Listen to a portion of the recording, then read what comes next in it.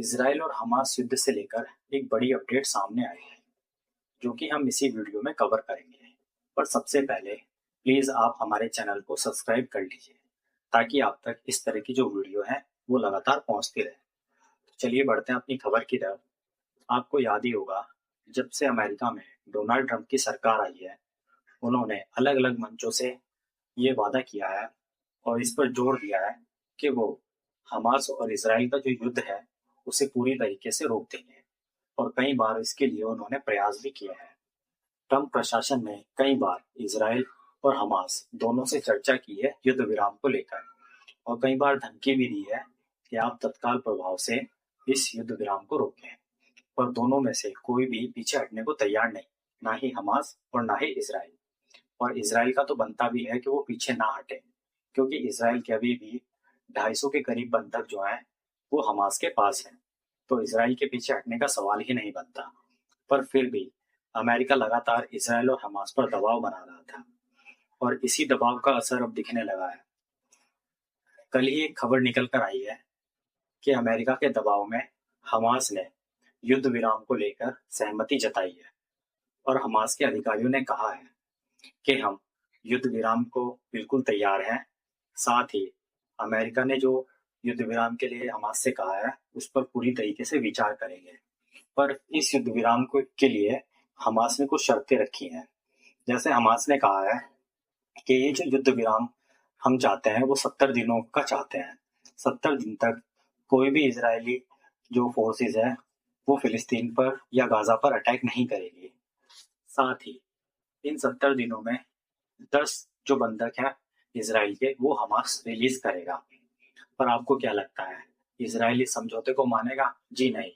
Israel ने America से साफ कह दिया है कि ये जो समझौता हमास की तरफ से आया है, इसराइल इसे बिल्कुल भी स्वीकार नहीं करता। साथ ही पूरा इसराइल देश इस ये जो समझौता हमास की तरफ से आया है उसे नकारता है। साथ ही इसराइल ने यह भी कहा है कि अगर हमास से कोई भी डील होगी तो वो इसराइल की शर्तों पर होगी, ना कि हमास की शर्तों पर। आपको याद ही होगा, जब से कॉन्फ्लिक्ट चला है यानी अक्टूबर 2023 से, तब से गाजा में जो स्थिति है वो इसराइल ने पूरी तरीके से बदल कर रख दी है। 70% जो गाजा है वो इसराइल ने बिल्कुल फ्लैट कर दिया है, मतलब बिल्कुल नेस्तो नाबूद कर दिया है। अब मात्र 25 से 30% इलाका ही बचा है जो कि अभी रहने लायक है। बाकी सारा गाजा इसराइल ने उड़ा दिया है, और अभी तक 60 से लेकर 70% गाजा पर इसराइल ने कब्जा भी कर लिया है।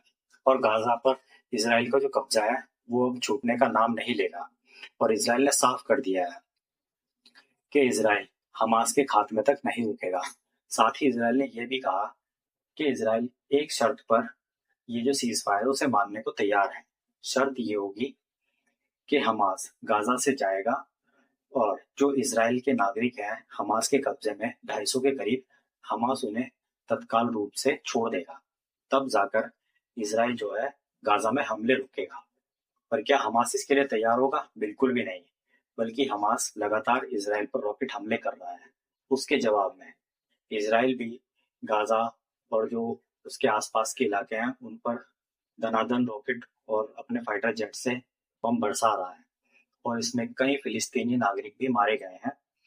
और गाजा में तो बहुत ही बुरा हाल है। आप ये समझ सकते हैं, जब से ये कॉन्फ्लिक्ट चला है तब से पूरे गाजा में ऑफिशियली अब तक 58,000 लोगों की मौतें हो चुकी हैं। जी हाँ, ये एक ऑफिशियली आंकड़ा है।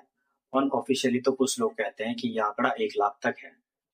पर अब देखना होगा कि अमेरिका के दबाव में क्या इजरायली सरकार आती है, या फिर इसराइल अपना इस तरीके से ही कड़ा रुख अपनाता है।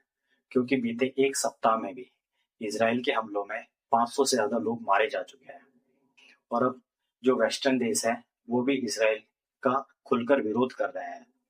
पर इसराइल को इससे कोई भी फर्क नहीं पड़ रहा है, और इसराइल का साफ कहना है कि अगर कोई भी डील होगी तो वो मात्र और मात्र इसराइल की शर्तों पर होगी, हमास की शर्तों पर नहीं। और फिलहाल तो इसराइल किसी भी डील को करने के मूड में बिल्कुल भी नहीं है, और इसराइल का एक ही लक्ष्य है कि वो हमास का पूरी तरीके से खात्मा कर दे। अब देखना होगा कि आगे इसराइल क्या करता है, और आने वाले कुछ जो दिन हैं वो गाजा का भविष्य तय करेंगे।